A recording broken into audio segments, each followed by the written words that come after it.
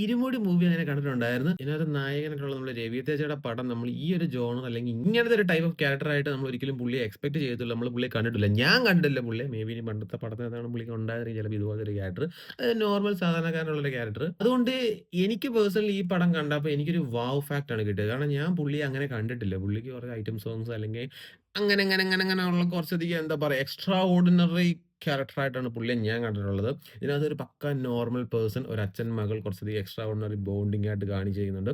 അവർക്കിടയിലുള്ള കുറച്ച് കാര്യങ്ങളും പിന്നെ അതുപോലെ ഈ അയ്യപ്പന്റെ ഈ ഒരു കുറച്ച് കാര്യങ്ങൾ ഇങ്ങോട്ട് കൊണ്ടുവരുന്നു. ദെൻ അതുമായിട്ടൊക്കെ ഇവരുടെ ലൈഫ് അങ്ങനെയുള്ള കാര്യങ്ങളൊക്കെ ആണെന്നാണ് ഞാൻ ഈ ട്രെയിലർ കണ്ടപ്പോൾ എനിക്ക് തോന്നിയത്. പടത്തിനകത്ത് അതുണ്ട് ഇല്ലാന്ന് ഞാൻ പറഞ്ഞില്ല. അതിനകത്തോട്ട് ഈ ഒരു വേറൊരു സാധനം കൂടെ കൊണ്ടുവന്ന് നമുക്ക് കണ്ട് നമുക്ക് എന്താ പറയുക ഇതെന്റെ മോനെ പുള്ളിയെ കൊണ്ട് അപ്പൊ ഇങ്ങനെയൊക്കെയും പറ്റും എന്നുള്ള രീതിക്ക് ചിന്തിക്കുന്ന ഒരു കിടുക്കൻ പടമാണ് എടുത്തു വെച്ചേക്കുന്നത്. സംഭവം കൊള്ളാൻ രസമാണ് നിങ്ങൾ കണ്ടിരിക്കുക. പിന്നെ അതുപോലെ ഇതിനകത്ത് ജീവ പ്രകാശ് കുറച്ചധികം മ്യൂസിക്സ് കൊടുത്തിട്ടുണ്ട്. നിങ്ങള് കാണണം.